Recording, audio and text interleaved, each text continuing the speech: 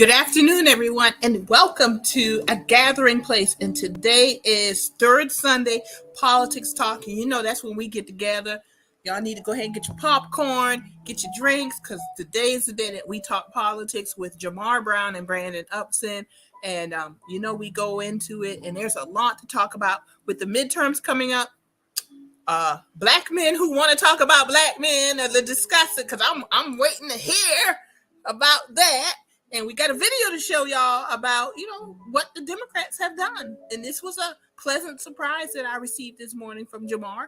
And we're going to get right into it right after this opening. Hello, I'm Marilyn Hemingway, and welcome to A Gathering Place. I said I'm stepping back because we have young voices who want to be heard, and they're moving on something. Brandon is really important to you and your business. Even a basic type of technology, you'll learn it all. And people are Good question.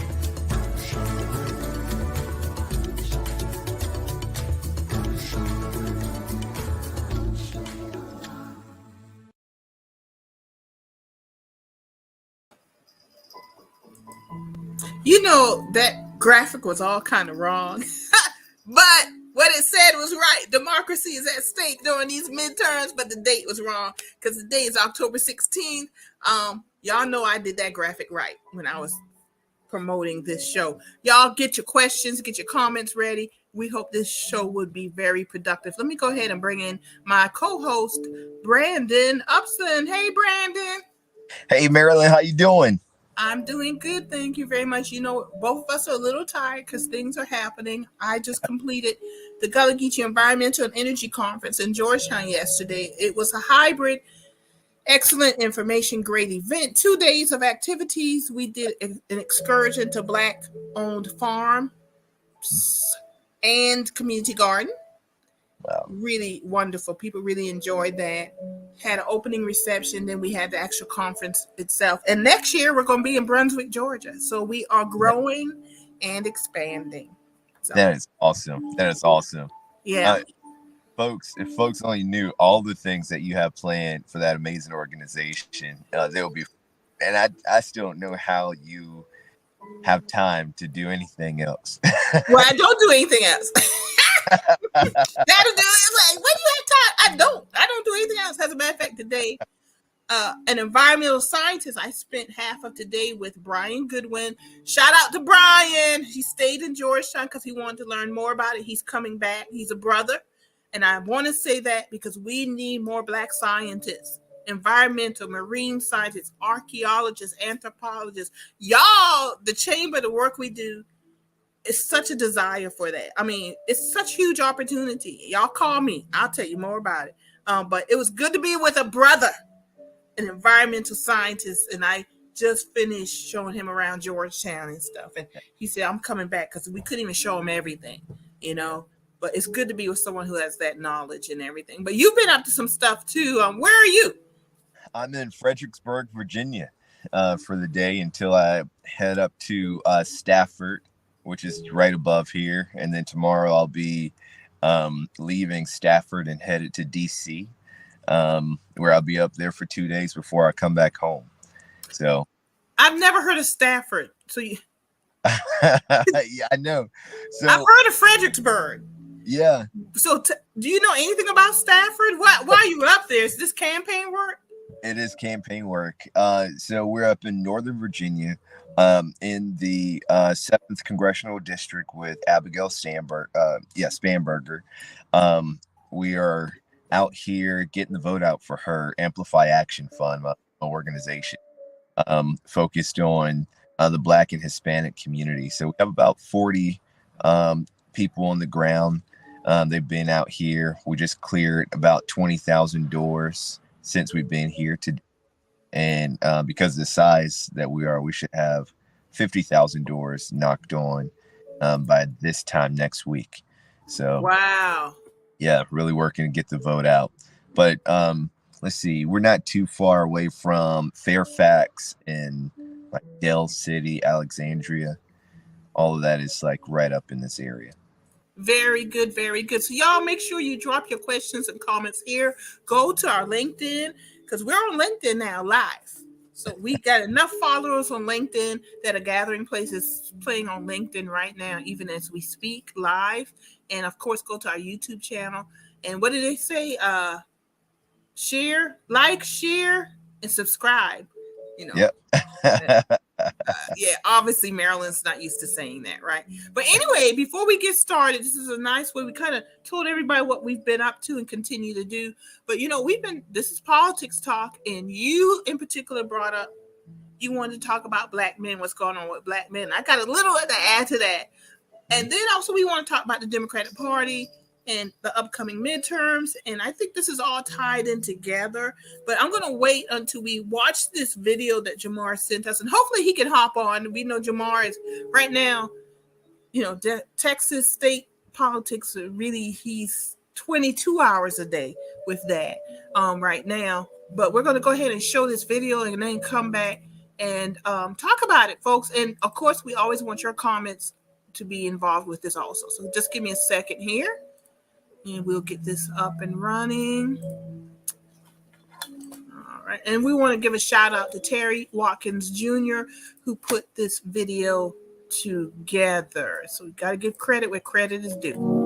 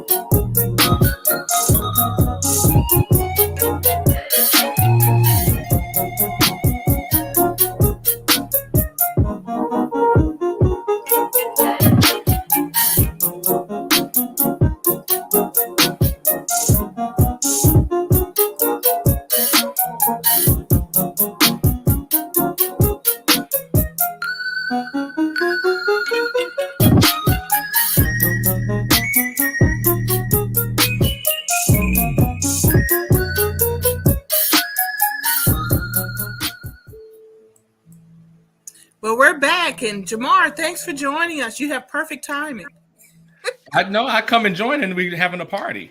Thank you. Thank you. Watching the video and enjoying the music and the information. Thank you for sharing that post with us, that graphic video, because it reminded me everything that's been done.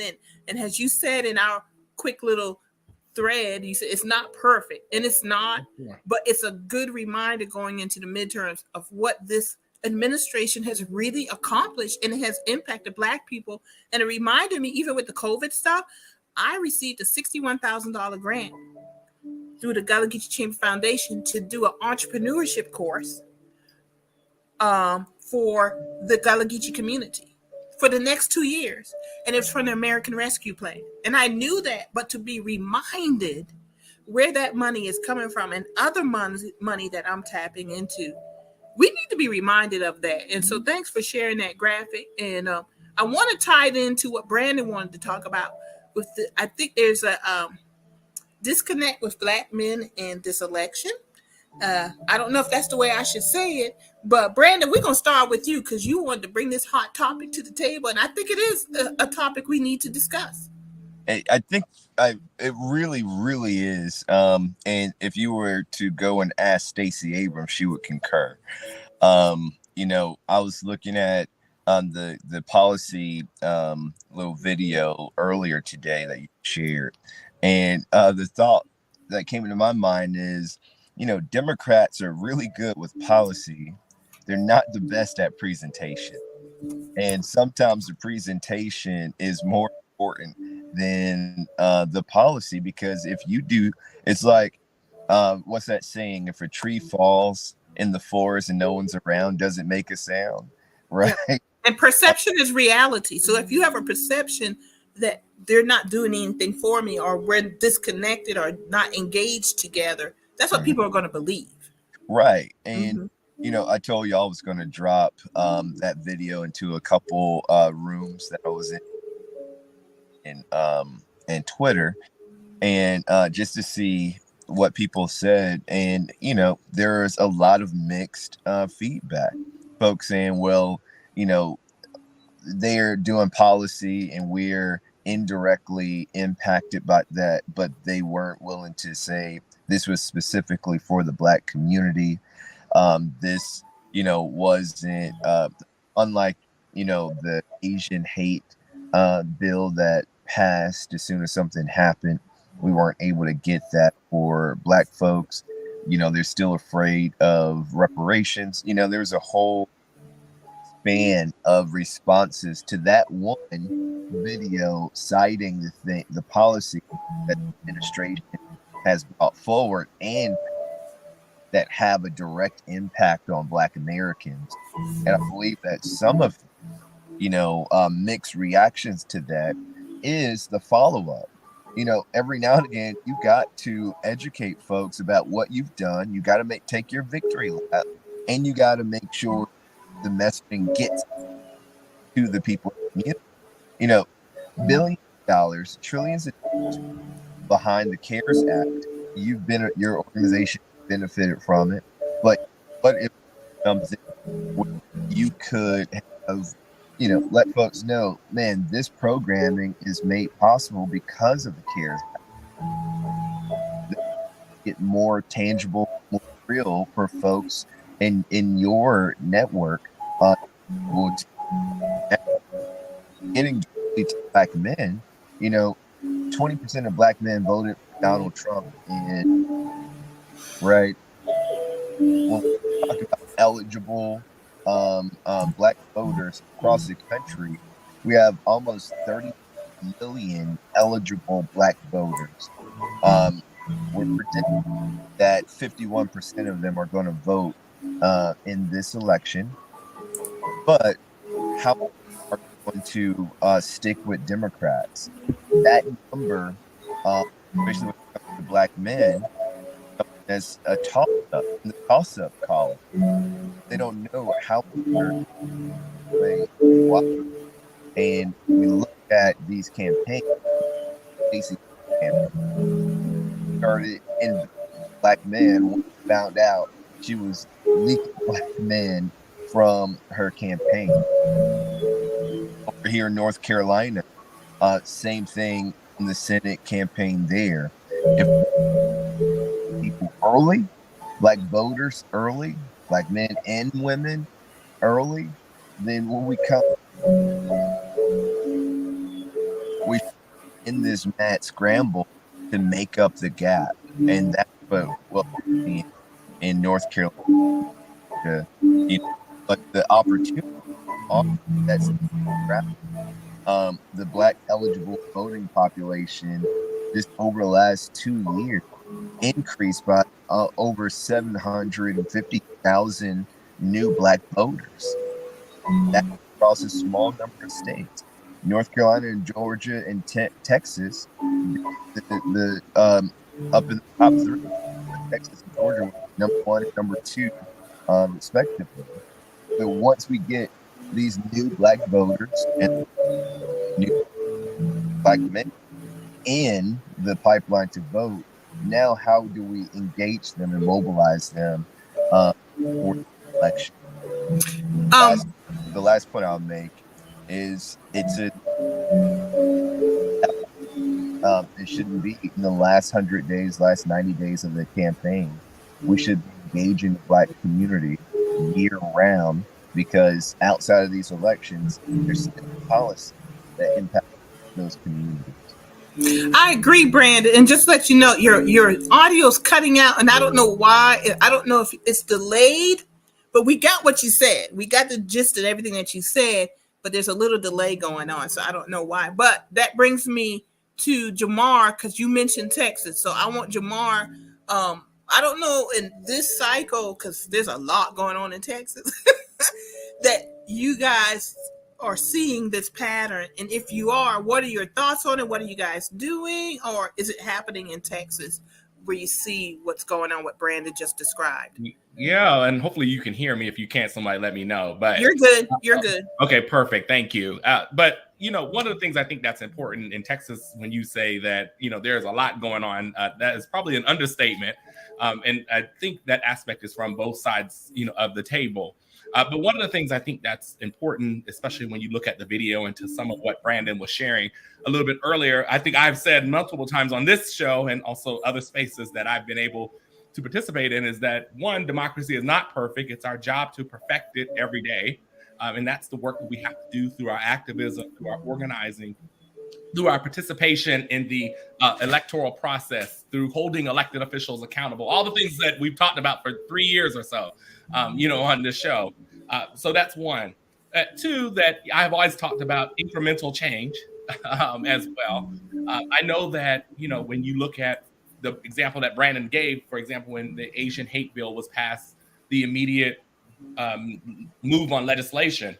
But I hope that Black voters would particularly consider not only the accomplishments and the achievements here and how it impacts us personally and also collectively in our community, but what we have been asking for as a Black community have been things that what I like to call transformative. We're not asking for the one quick signature on the legislation. We're not asking for the one quick check. We're not asking to just get through one election. I challenge us to think that what we've been asking for is criminal justice reform, where we look at sentencing, right? Where we look at legalizing, but also decriminalizing marijuana, where so many Black men have been locked up for multiple decades for this amount of weed, right? For example, what we've asked for is shifting in the tax code. We're asking for shifting in how businesses are funded. Could be reparations, right? And so when we look at or the school to prison pipeline, et cetera. So I believe, at least what we have been electing, people like Barack Obama, Joe Biden, and Democrats up and down the ticket, and even in our communities, what I believe is, as I've shared with them, is that we have been asking for what we call transformative policy. And transformative policy is not going to be the one bill. Transformative policy is having to have things such as the Inflation Reduction Act that got passed in a 50-50, with a narrow majority. But it also got passed with bipartisan. There were Republicans that did vote for it. And so at the end of the day, those are the things that we're asking for. And so I hear the thoughts and sentiments and agree that I would like to see change faster. But also as somebody who has done this work for 10, 15 years, I also understand the transformative changes, the transformative impacts that our people have been asking for. And that does take a little bit longer.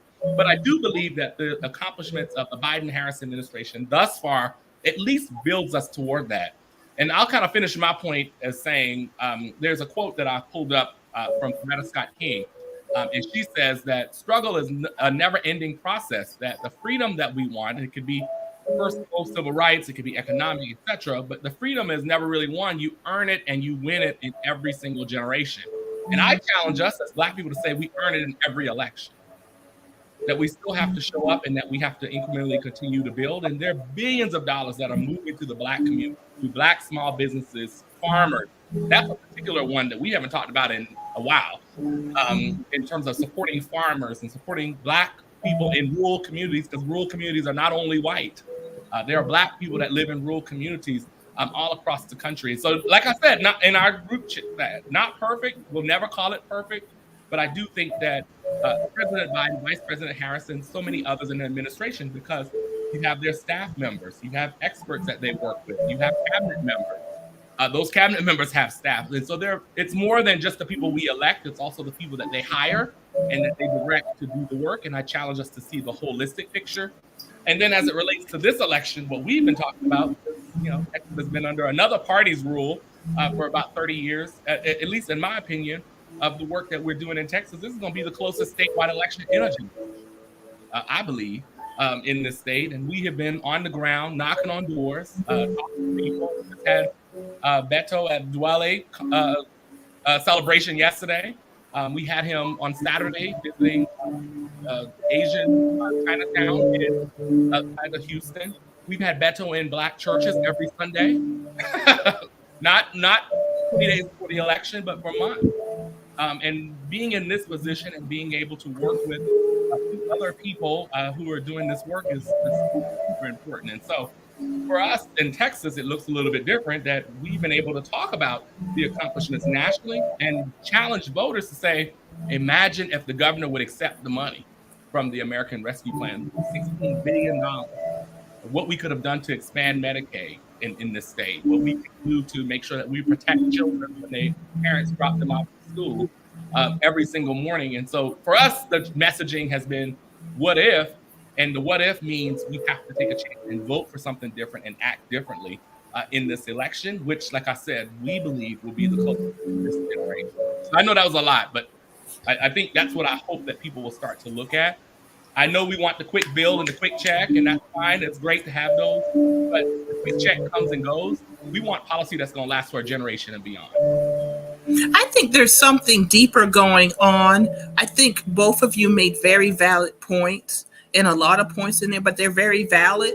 And I think because if you look at it holistically and you also look at it long term, this is why it's important that we understand that, one, we know American history and we understand American history and not the whitewashed history. And I think we're going through a cycle as a society, and the question is going to become, what is this country going to look like at the end of this cycle, on the other side of this cycle? With that being said, because Black folks, we are behind, and other people of color in general are behind, let's say, the typical white male. You could look at salary, how much people make in their hourly salary, and we're talking like, 62 cents to the white man's dollar kind of thing going on, 58 cents, 53 cents, depending on what minority category you are in. And that includes women also. That's just one example of a bigger picture of how we are behind as we go through this cycle that is impacting everyone. But because of history and what we see in history, I think part of the problem, and I'm just going to put this out here because I just had a discussion with Mayor Frank McCleary of the town of Andrews, who's a Black man. And unfortunately, they experienced a tragedy about 3 weeks ago, a murder-suicide. A Black man killed a Black mother and daughter. He was married to the daughter, or there was a romantic relationship. And we were talking in terms that this is actually a reflection of a bigger problem going on. And in particular, he brought it up, and he was talking about Black men. He said, we're in trouble. Black men, there is something going on. So we also got into the politics of it. And I think part of it, and correct me if I'm wrong, but this disconnect, this disengagement, this voting 20% for Donald Trump. At this point, Mayor McCleary and I both agreed that Black men and Black women, at this point, sometimes a lot of us don't even like each other. Two, they see Black women, I think, achieving things politically. We have a Black female vice president. We have a Black female who just came on the Supreme Court. There are a lot of angry Black males out there. Let me take that back. There are a lot of angry, uninformed Black males out there who are angry at Black females for this perceived, you're getting ahead of yourself. And that, I think, is reflected in those 20% that voted for Trump. I think that's part of the reason there's this backlash going on, that they're either disengaged or they're voting for those who don't have the policies to really positively impact them. And we cannot discount that. I think that's why you see it with Stacey Abrams' campaign, where there's this flatness going on, and other campaigns that you see. The immediate impact is midterm elections coming up. But I think there's something going on in the Black community that we need to pay attention to, because there's going to be long-term real impact on an individual community level, but also a political level also, that we're going to see some votes that that are not going where we think or expect they would go. And that's a huge concern. And I think that's playing a part in what's going on. So, Jamarr, I see you shaking your head. I mean, any thoughts regarding that? Then we'll go back to Brandon. I'm going to pass it to Brandon really quickly because this deepens the work that him and Rashad and so many others, are doing. And thank you. Okay, fair enough. Because I got to partner with Brandon and Amplify Action and Planned Parenthood on an intentional conversation with Black men during the Congressional Black Caucus Conference, which to me was a powerful conversation. And as Brandon and I were debriefing the conversation, what came up for me in that reaction, because you're talking about the politics, where you look at the Supreme Court justice or the vice president, but we've also had a Black man as president. We've had Black men on the Supreme Court. We've had, Black men serving the U.S. Senate, U.S. House, right? Mayors and those sort of things too. But what came up before you talk about the politics, as you were saying, is that there's something going on in our community, and it's a thing that is called healing that we have to do as a community, because I think that how we show up in business or government or politics or elections, or education or academia, etc. There's some healing that's got to happen. And I remember I turned to Brandon at the dinner table and I said, Brandon, we're not going to change until we heal. And there's a lot of impact to what you're saying, Marilyn, to what you were sharing from what the mayor was saying, of how we've been negatively impacted by these policies. No excuses, just naming that how we've been impacted by these policies, but then how Black men have taken that, internalized it, and then it shows up in how they show up in the election or don't show up in the elections, and the politics as well. And so I think there's that deeper healing and connecting that we have to do as a community to say, in whatever system we're choosing to participate in, if it's economic, political, etc., whatever system, what is the self and what is the collective community? And I think that sometimes as a Black community, and this is my opinion, y'all, don't read me down now on that. But my opinion is that I don't think that we're as connected as a Black community to say, okay, as Black men, as Black women, etc., as Black families, what have you, this is what we want from our society, and this is how we're going to show up in these systems and participate, and not saying this versus that. It's got to be together and collective. And one of the things that, we've always said as well, at least as I matriculated in politics and in my career, it's always been white people stick together and Black people don't, and this and that.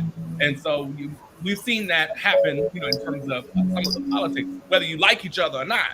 And so that's some of at least what I think is happening, is that it's got to be some more healing and some more intentionality around who we are as Black people. What do we want as Black people? What do we want better? And then how do we show up and say, we've got to support different people also across the board, because you need the Supreme Court justice just as much as you need the small business owner. You need the vice president as much as you need a school teacher, right? It's not if, we've got to stop this either or and say and then what's the coming together healing that's got to happen so that we can do better, not only for ourselves, but also collectively. So that's some of my thoughts, but I'll pass it. So I'm going to talk to you about you for just a second, Jamarr, because you started off saying I'm going to pass this to Brandon, and then you went on. But that's good because we needed to hear it. So go ahead, Brandon. Well, everything he said was great. But you're absolutely right, Jamarr. I completely agree that, and can y'all hear me good now? Yes. Okay.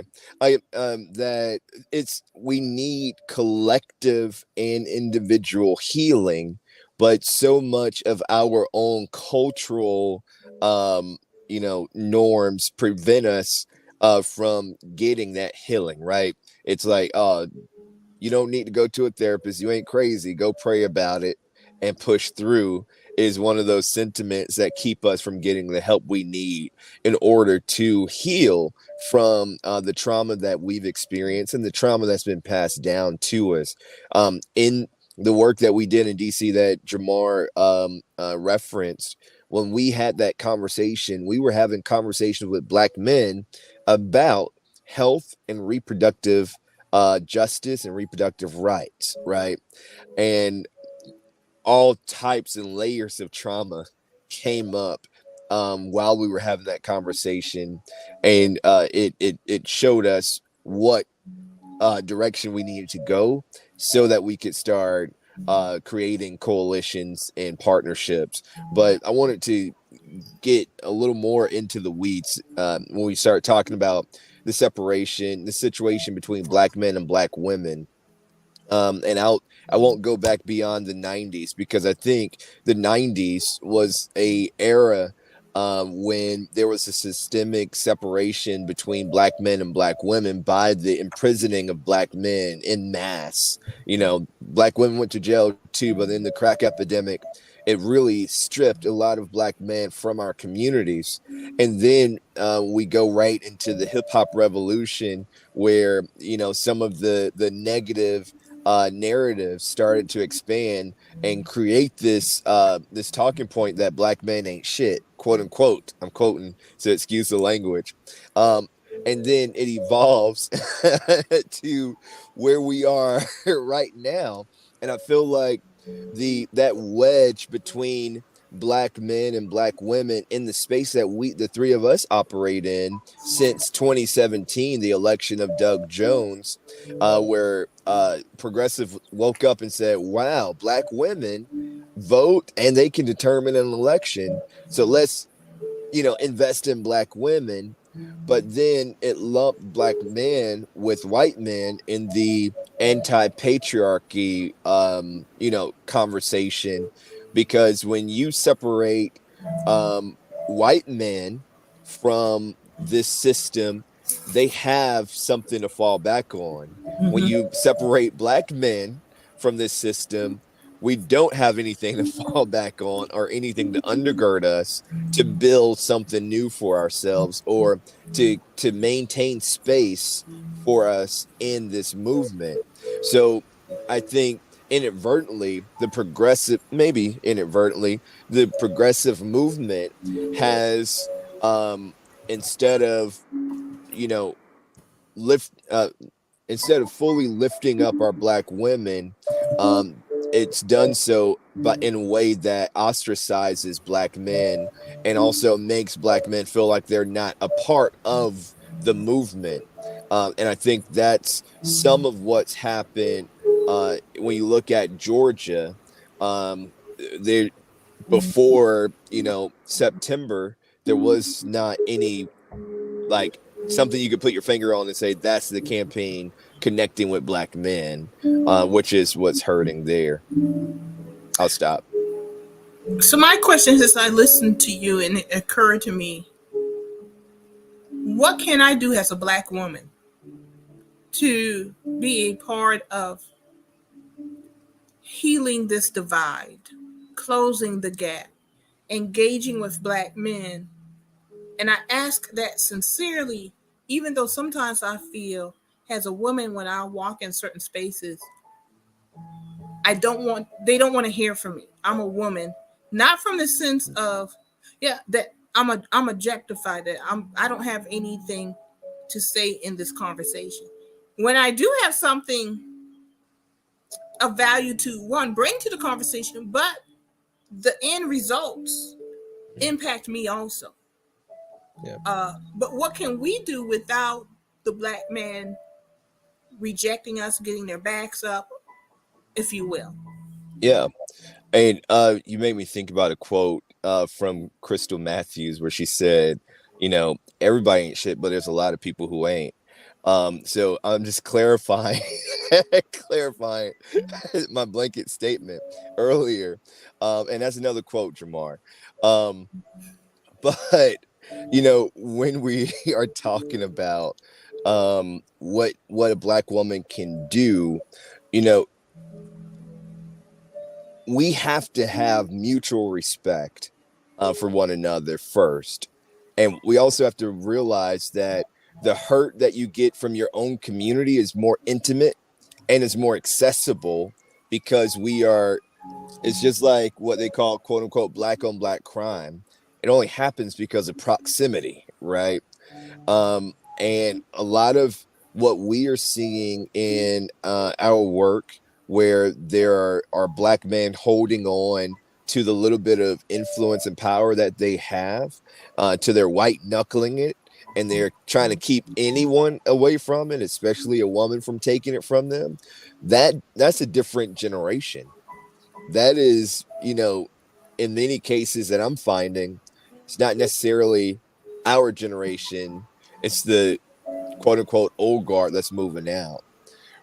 I don't know what to do with granddaddy, but what I can say about, the Gen X and the older millennials is that when we come in and say, I'm not here to argue with you, I love you, I want to create space with you, that opens up a different conversation.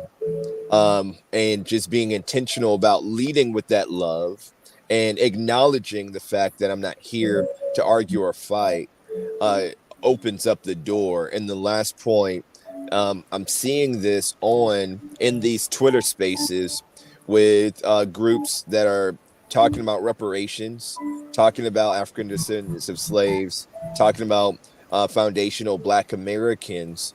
You get on there and it's a lot of negativity and downing each other until someone comes and reset the space and say, this is a place of love. We can hold each other accountable. We can, critique one another so that we can work with each other without demolishing someone in the process of doing that. So it's about going in with that intention, stating it, and then reclaiming it so that we can reset it. Jamarr, your thoughts? The only thing, Brandon said it all. So the only thing I'll add is, I think, especially as we have conversation and planning, a lot of times we go in, and this is on both sides, not pointing at one or the other, but we go in with let me tell you about yourself. And let me tell you all the things I don't like, and you're going to sit there and listen to it. And then we leave the conversation with no resolve. So if we're leading in a spirit of love and wanting to get to a place of healing and understanding, to like your question, also as well, I think we've got to figure out, okay, on both ends, how do we find the resolve? And I think we have not been in a place where it's the resolve. It's been versus, and again, it can't just be either or, it's got to be an and. And so I also will just add to that to say, let's make sure that we're figuring out what is the resolve. And if that resolve is making a direct ask of that Black man that you need from him, then that's the resolve. Or what you want to see from him, or what he needs to do, or, what you want to hear, whatever. I think that particular piece is ultimately important. But most of what Brandon said, I agree. And y'all not going to call me out on going on and on. I will be green. It was good information. I was just calling you out what you opened up with. So how do we translate this? Because I've said this. We've been talking over the last few months about this, that this is a very important election, not only because of who we elect for immediate policy, but if you've been paying attention, this is actually about democracy. I think this election is actually more important than 2024. Because 2022, now, if you've been paying attention to the January 6th committee, that committee has brought forth evidence. My personal opinion, Donald Trump needs to be arrested. Okay? Under the jail, actually. Yeah, he really should have, he needs to. All right, you're back. And this is giving him a level of protection. It's giving him some protection, and we could throw up, traditions and presidents never been arrested. Well, this is time for a president to be arrested in the history of our country, right? This man has every intention of running for president again, because what else is he going to do? What else is he going to do? I guess he's going to run for dog catcher. I don't know. And they're talking this week that if Republicans take control of the House and the Senate back, they're going to disband that committee. At worst, take over that committee, then just change the messaging. So it's all about we were the victims and all of this, which will build up towards 2024. And it's deeper because this all speaks to what we want this country to look like, how we want our government to function. Also, the fact that in front of the Supreme Court is a gerrymandering case out of North Carolina How Mhm. do they draw those district lines and everything? And we have a conservative right-wing Supreme Court at this point. They've stacked the decks in their favor. We've got to make some hard decisions as a country to restore balance if we truly believe in a democracy. So to me, some of this angst, if you will, this anger, that's why I said uninformed. We're looking at the personal injuries to each other rather than the community, the bigger picture of if I don't vote and if I don't vote as an informed person, there's going to be great harm to this country. Then my question becomes to Black men and Black women, where are you going to go? Where are you going to go? Because I'm going to be just brutally honest at this point. The majority of Black people do not have enough money in their pocket to purchase a passport, to go to another country, to live, quote unquote, a better life. So where y'all gonna go? So you might as well, in the place that you are in right now, Speak now. do what you can to have the best living that you can. So you can talk all the trash you want, but where you gonna go? And some of you gonna go places and find out racism is meeting you at the door. It's worse. Thank you. So that's the question we need to ask each other. Oh, it's not going to make a difference if I don't vote. It is going to make a difference. And I'm not saying that from a Pollyanna point of view, but more brutally, where are you going to go? Because they already killing you in your homes. Make no mistake, it's not going to bother them to pass you in the car and shoot you on the corner. Because that's actually happening already in small pockets, but let them take the Senate and the House back. It is wide open at this point. And this is real. I don't think people really get that because they're uninformed and they're in these social media silos where they can express themselves. Because I'm on TikTok and I actually agree with some of the stuff that's being said, but there's some of it, even with Black women, I'm like, y'all going too far. And I got issues. Yeah, we all got, some issues and all. But how do we get past the anger? Yeah. To have the conversation.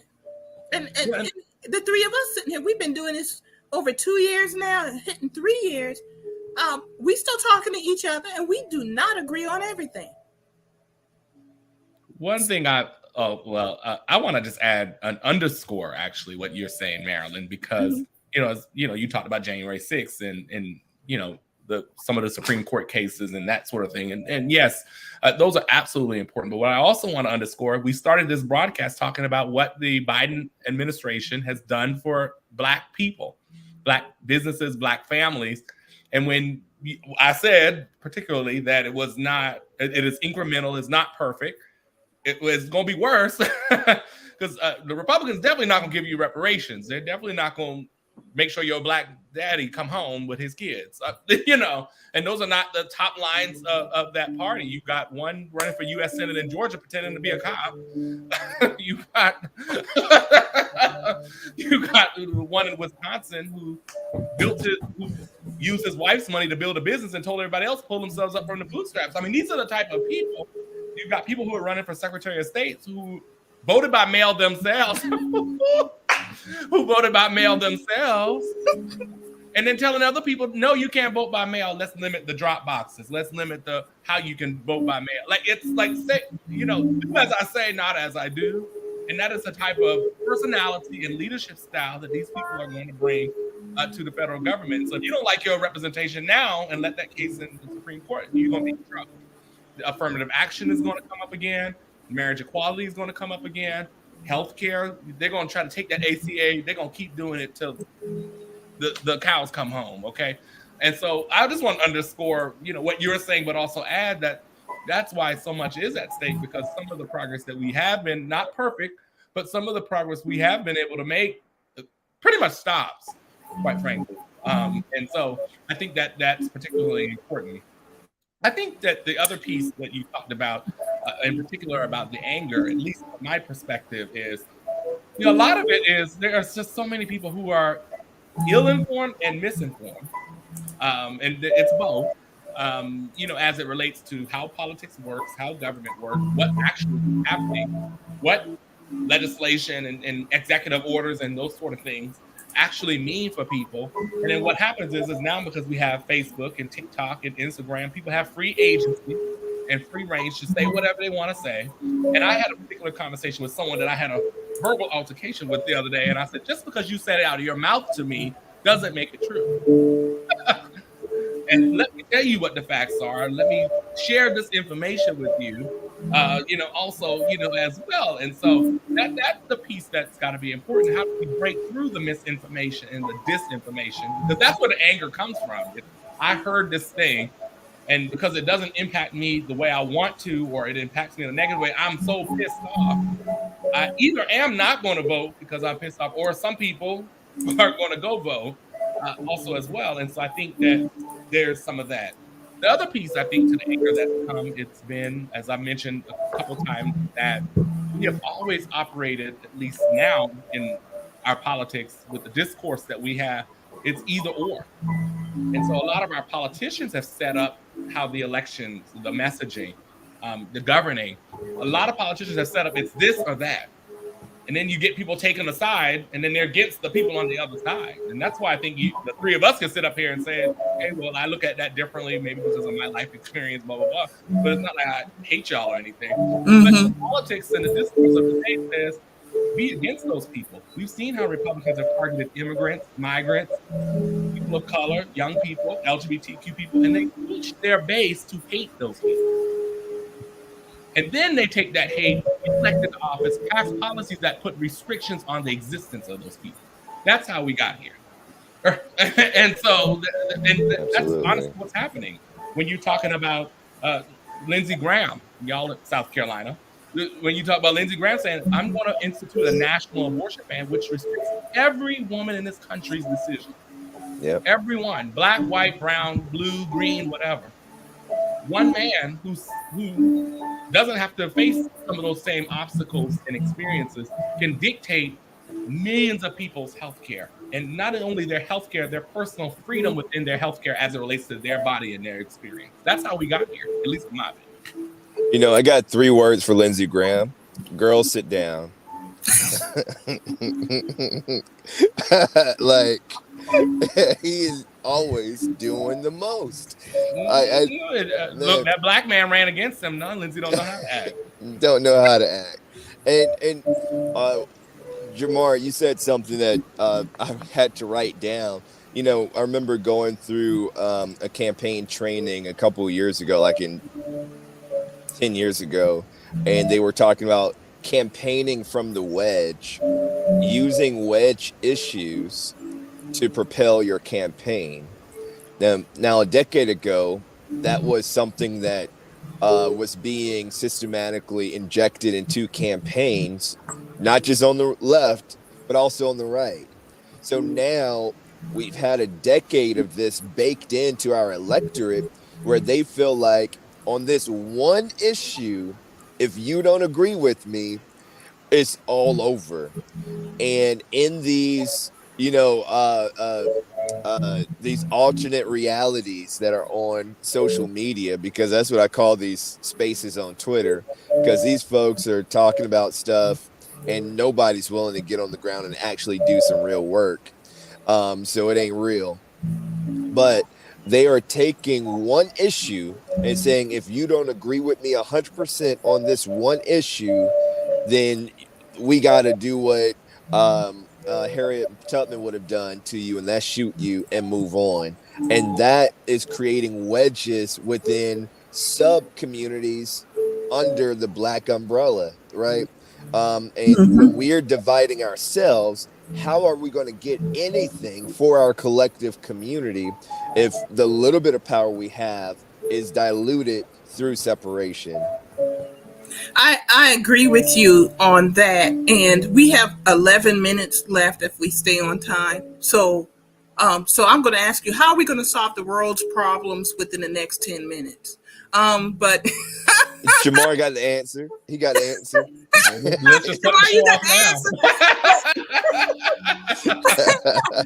I mean, everything that you said is true. Both of you, what you're saying is true, but it really is. We're facing these midterm elections, and the three of us, have been having these conversations for almost 3 years now, and I hope someone out there has been listening. Then, not only in this space, but our separate spaces where we move, and I think we've made a difference in with some folks. We have, but you're so right, Brandon, what you said about these wedge issues. Jamarr, what you said, and we're like all in our corners, even in the Black community, and we're coming after each other.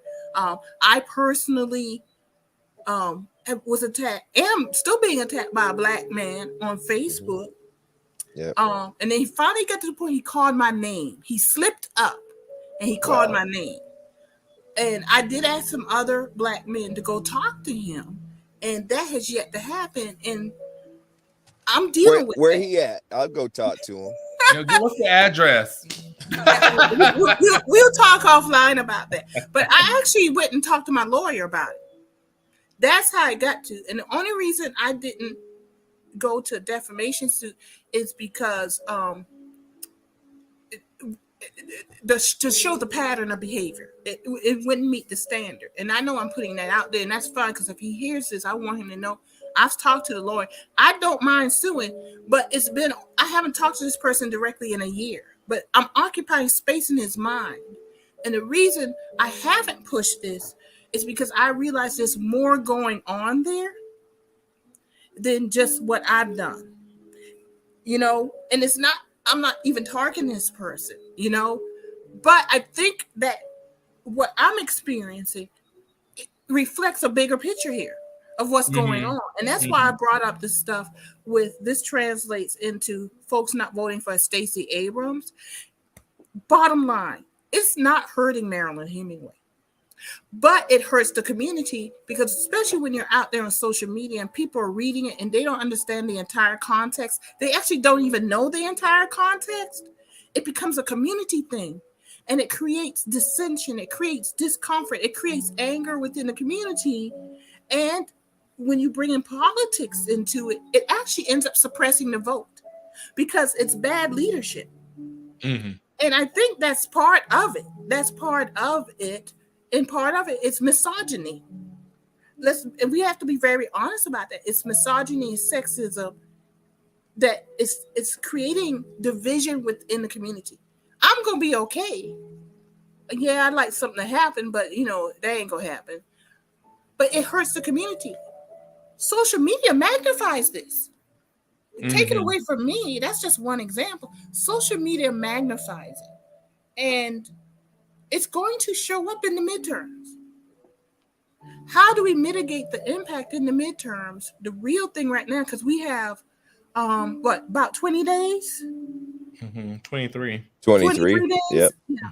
I'm counting. How do we counteract? I see it. I see it in who's involved on a local level.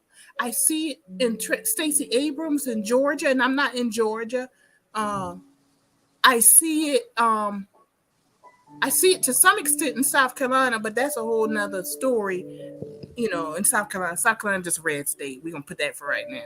But I see it. I think Beto is different. Texas is different because I think it's the momentum in other directions is going to counteract that.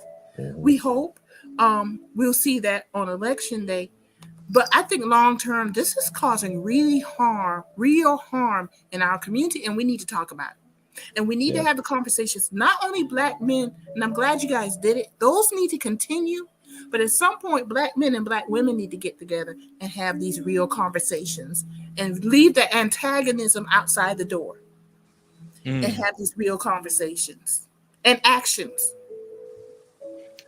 I would. Go ahead, Brandon, go ahead. No, you made me think of a scripture. My people perish for a lack of knowledge, but in this term, our people perish for a lack of leadership, and that is what we are seeing. If I saw Ellen write this in South Carolina, she is absolutely right. Because although South Carolina is a red state, in the midterm elections, when the natural turnout numbers are low and we have the opportunity to organize and, sneak some victories in there, and we're missing opportunities. We're losing local elections that are supposed to be won and held by Democrats, is because of a lack of leadership. And, I find that my biggest critics and obstacles are not, white folks inside of the party. In some cases, is black folks that I have to overcome in order to get the job done. I have 40 folks working up here in Virginia. I have over 50 working in North Carolina, in the rural areas of North Carolina right now.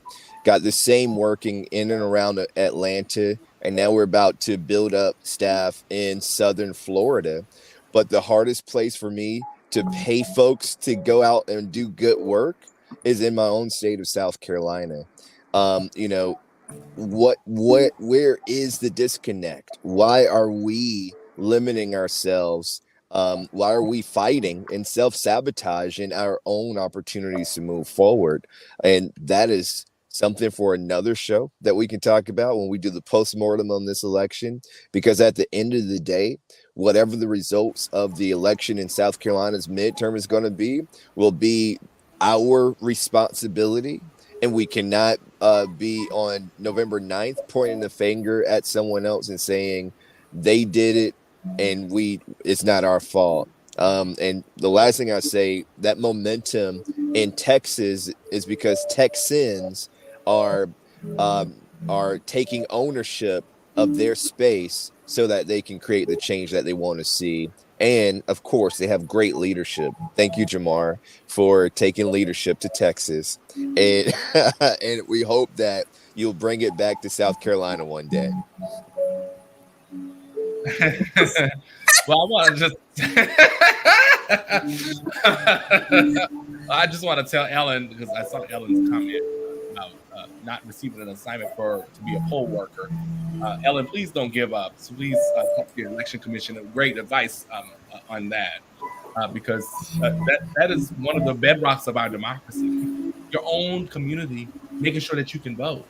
And making sure that you can participate in the process, right? And likely is your neighbor or somebody you know or grew up with or what have you. But I think that there's this other underlying topic that's happened. And I think folks know I'm the first Black executive director.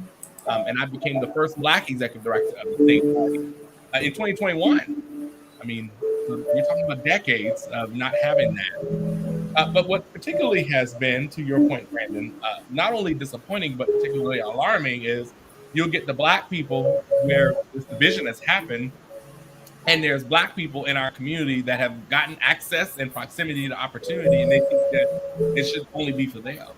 And what has happened in our community is to say, I'm glad there's a Black ED, but why is it him? And who does he think he is? Right? That's what we do to each other. That's what we do. And for me, I took this role particularly on it. I try to be intentional about how I operate and how I train others, how I connect with others, is to say, it's a ministry, I believe, to always be the first in anything that you do. But, Marilyn, as you were saying, the person was talking about you on social media.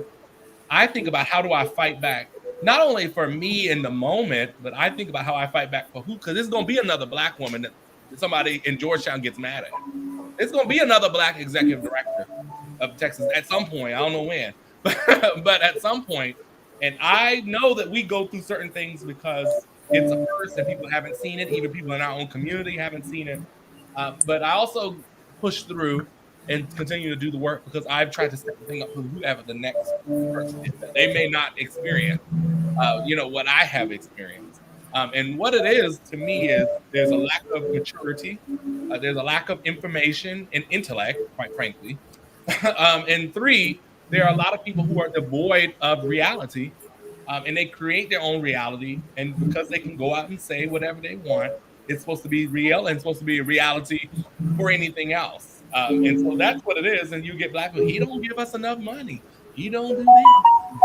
He don't, and it's always what I don't do. And let's talk about how you've gotten more opportunity because I sit in the seat, but you won't give me credit for that. because it took till 2021 in Texas. So even to your point, Brandon, when you say Texans are fed up, Texans are rising up, it took 2021 to get the first Black executive director, and Texas has the highest amount of African Americans in the country. 2021. And so you have to think about what those things mean. And proximity to opportunity means, at least how I learned it growing up in Charleston, if you went far, other people could go far too, because of how you were connected. It wasn't, and my grandmother would always tell me, she still does, but she tells me, Jamarr, she'll look at me and she said, we're so proud of you. And she'll turn to me, but she said, baby, it ain't just about you. You're there for a reason and to help cultivate and lift up other people. And we've got to get back to that space where we're cultivating and lifting up other people, because just as my parents raised me, my grandparents, Sally down the road raised me too. And then you have, like, I mean, we don't even have that anymore. Where, like, you can't even say anything to people anymore without somebody trying to fight you or shoot you or stab you or whatever. Like, where have we gotten, as a people? So I know that's not the roundabout perfect answer. I know we're at time, but I think that, again, like I've said earlier in the broadcast, that we've got to get back to that place of healing and seeing each other as a community and not as an enemy or not as an opponent. I told this Black state representative, I'm not going to say his name because I'm not trying to get in trouble. But I told her, I said, I'm not your competition. The Republicans are your competition.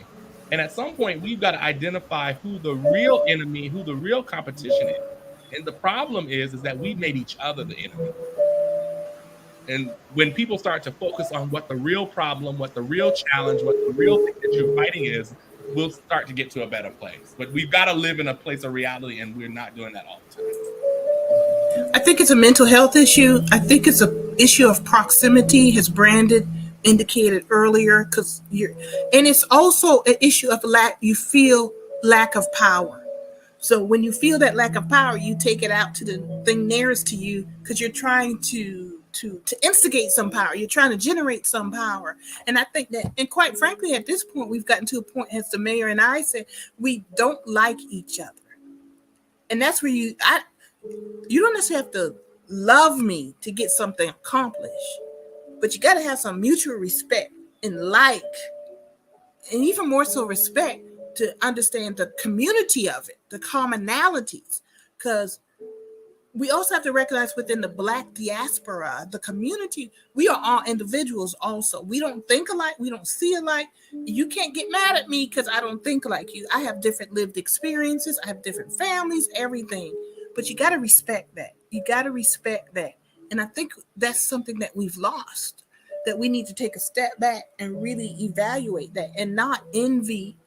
And I'm just going to call it out. I think many of us have bought into the white patriarchy, the European patriarchy, but we don't see it because it's insidious. It's propaganda, and you see it so much, you no longer recognize it. And it gets embedded into your psyche, and then you manifest it out because you feel powerlessness, and you're not even realizing that controls you.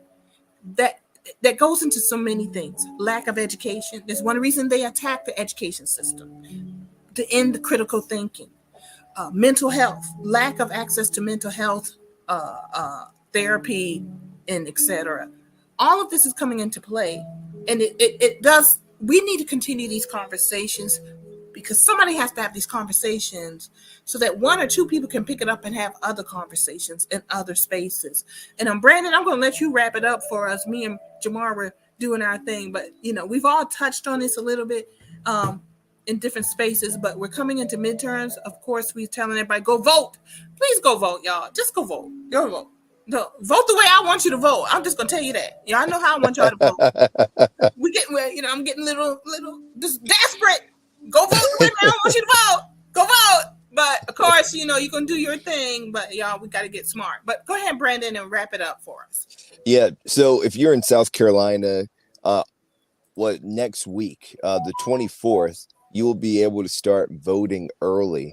You don't need an excuse. You just need a ride to go to your location and vote.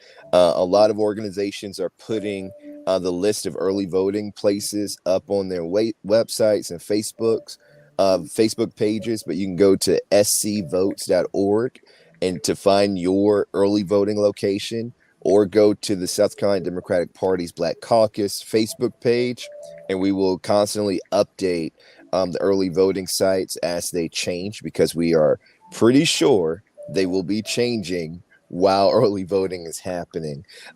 If you know anything about how Republicans operate, you better believe it's going to change. But more than knowing where your polling place is, addressing trauma and anything else that we spoke about today, I'm just imploring you, whoever you are watching, that you have a responsibility. I don't care what situation you were brought up in, what you have today, or where you are. If you are living and breathing on this land called America, you have an innate responsibility to be heard and be a part of the conversation, and a communal responsibility to be a part of the solutions to the problems that we're facing. And those problems are on the ballot, whether you recognize it or believe it or not. Every problem that we face as American citizens comes directly back to policy and elections. And if you don't believe me, read a history book and you'll find it right there.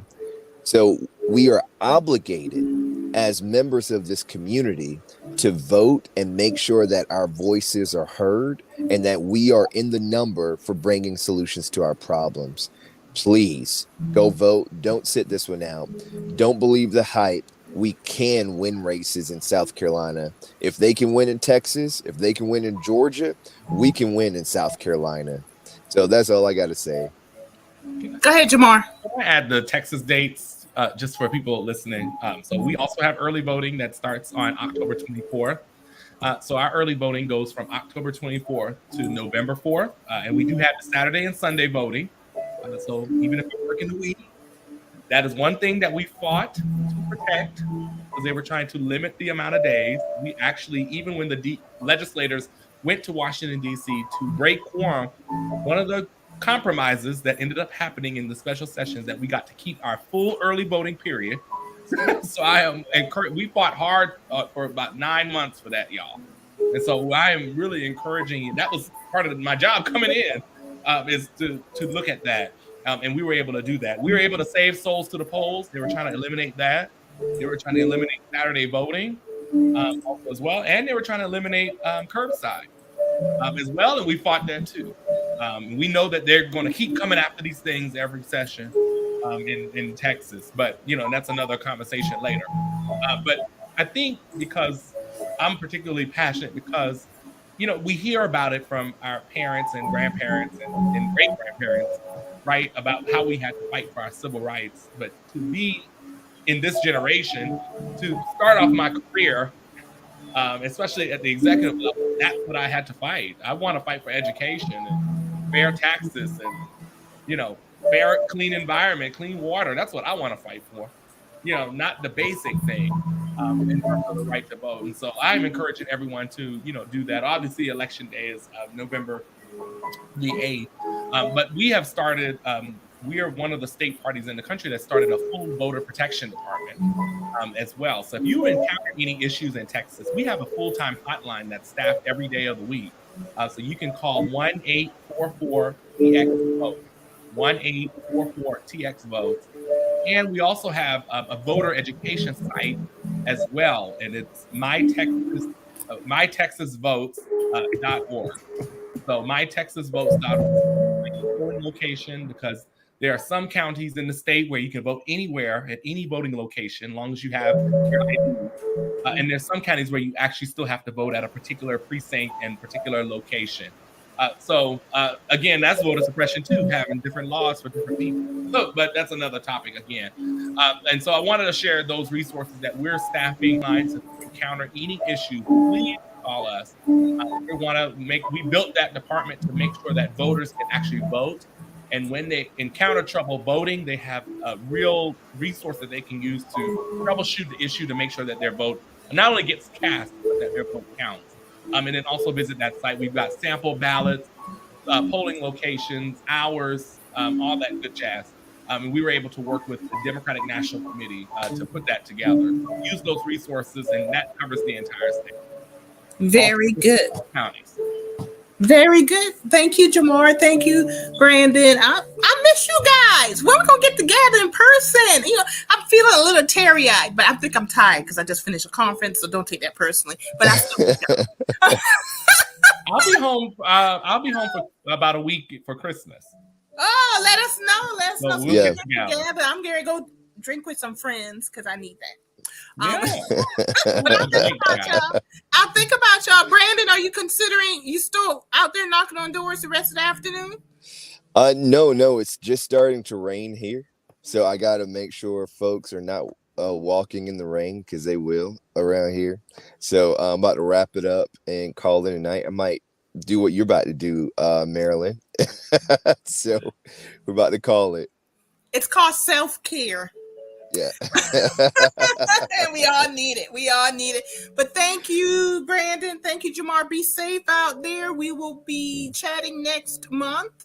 And let's continue the conversation and also the post-mortem of the election. And we hope that everyone will realize this is about democracy. Very serious about that, and that everything, we'll get most of what we need done. You know, it's not a perfect world, but we hope that we'll get most of what we need done. Thank you, everybody, for joining us today. Thank you, Ellen, and all who commented. Really appreciate you, and looking forward to seeing you next time. Thanks, Brandon. Thanks, Jamarr. Thank you. Let's do December in person, since Jamarr's going to be in South Carolina. Yes, we could do it. I'll get the at date. the coffee shop again or something. Just let us know. Yeah. We'll do it in person and everything. Okay. That'll work. Awesome. Thank you. Be safe Thanks, out y'all. there. We'll do. All right, folks. I always enjoy having Brandon and Jamarr join us, and you also. And thank you for your comments and everything. And remember to please vote on Tuesday, November 8th. It's our democracy truly is on the line. We enjoy having you all with us. And,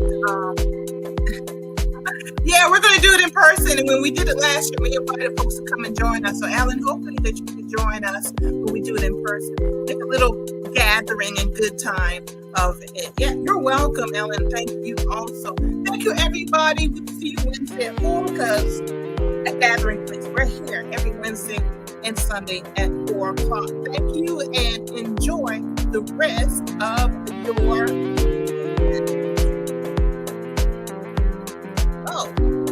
I got my stuff loaded, folks. Enjoy the rest of your weekend.